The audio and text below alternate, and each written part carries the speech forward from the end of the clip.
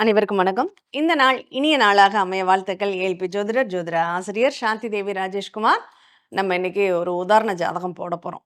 எதை சார்ந்து அப்படின்னா, திருமணம். இந்த திருமணம் தாங்க இன்னைக்கு நெறைய பேருடைய வாழ்க்கையில நெறைய கேள்விகளை உருவாக்கக்கூடிய ஒரு நிகழ்வாகவே இருக்கு அப்படின்னு சொல்லலாம். காதல் திருமணமா? இல்ல நிச்சயிக்கப்பட்ட திருமணமா? அப்படிங்கிற ஒரு கேள்விகள் நெறைய பேர் மத்தியில இருக்கு.